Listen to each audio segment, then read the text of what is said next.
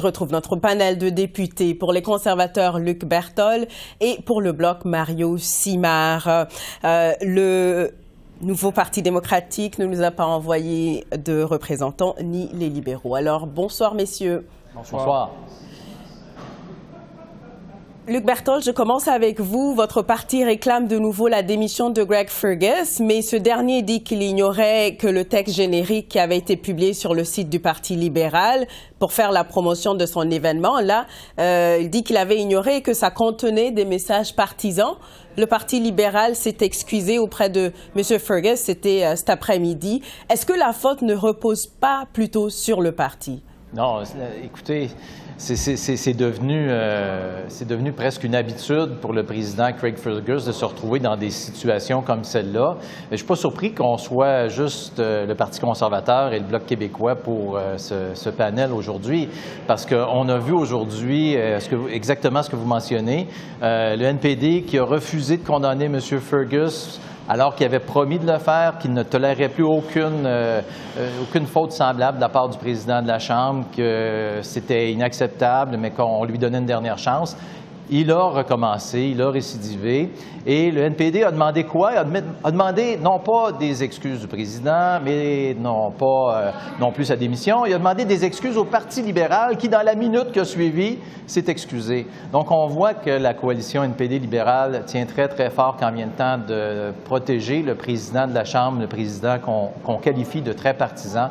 On l'a vu dans les dernières décisions qu'il a rendues à la Chambre des communes. Donc, pour nous, effectivement, on l'avait déjà dit que c'était une gaffe de trop dans le passé, mais c'est une gaffe de trop qui s'ajoute à la gaffe de trop. M.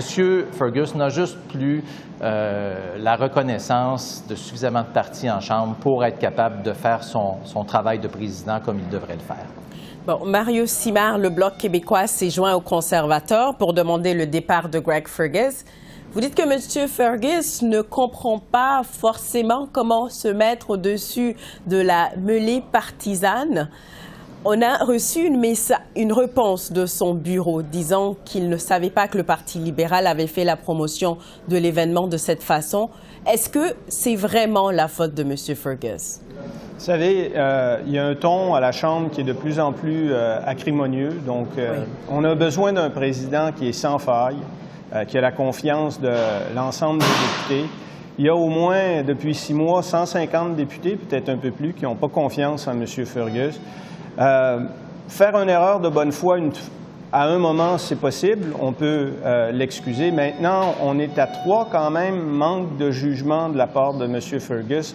Moi, je pense que les gens du NPD n'ont plus le choix, ils doivent laisser aller M. Fergus. Et si on veut retrouver un ton qui est un peu plus harmonieux, eh bien, il va falloir peut-être changer de président. À cela s'ajoute le fait qu'on ne peut pas faire porter l'odieux à des gens des instances du Parti libéral. Donc, M. Fergus est un élu, il est imputable, c'est à lui de répondre des gestes qu'il pose et la publicité en question est restée, à ce qu'on me dit, 6 jours sur un site Internet ou une page Facebook. 6 jours, ça a probablement laissé le temps à des gens de l'entourage de M. Fergus de voir cette publicité-là, de voir qu'il y avait du contenu partisan. Maintenant, on essaie de chercher et de trouver des faux fuyants et je ne pense pas que c'est digne de la position qu'occupe le président de la Chambre. Mais est-ce que c'est vraiment possible d'avoir un président de la Chambre des communes qui fait l'unanimité avec tous les partis? Un président qui fait l'unanimité, on a déjà vu ça dans le passé. On traverse des périodes difficiles avec le départ de M. Rota, mais ce que M. Fergus fait, c'est que il y a des manques de jugement, j'ai l'impression, à répétition, et il ne semble pas apprendre de ses erreurs. Mais assurément qu'on peut avoir quelqu'un qui siège, qui est président et qui applique une impartialité totale. C'est sûr qu'on peut trouver ça, mais M. Fergus, à mon avis, doit réfléchir à son avenir et peut-être que c'est la goutte d'eau qui fait déborder le vase, là. M. Berthold, vous avez le mot de la fin sur cette question-là? Bien, écoutez, moi, je pense que M. Fergus devrait voir les accumulations d'erreurs depuis qu'il a été élu président de la Chambre et se poser la question, est-ce que j'ai vraiment la légitimité pour être le président impartial de la Chambre des communes? Il a pris la parole dans des événements partisans. Il a parlé à Washington de son passé de jeune libéral. Il a fait cette publicité qui est restée, comme l'a mentionné mon collègue du Bloc, très longtemps sur le site où il attaque d'une manière assez féroce le chef de l'opposition officielle. Et sans compter les autres événements qui sont survenus en Chambre où il a expulsé le président de l'opposition officielle, tout de suite après avoir pratiquement ignoré des propos presque semblables de la part du premier ministre libéral. Donc, M. Fergus devrait prendre sur lui-même si le NPD et le Parti libéral ne veulent pas faire leur travail de parlementaire et reconnaître que ce président-là n'a plus la confiance des parlementaires.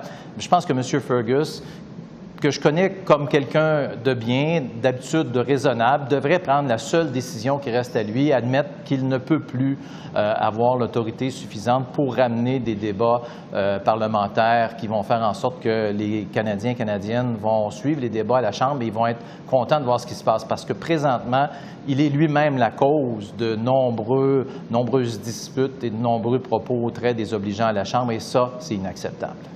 Alors, Luc Berthold des conservateurs et Mario Simard du Bloc québécois, merci beaucoup pour votre temps. Merci, bonsoir. Merci, au revoir. Au revoir.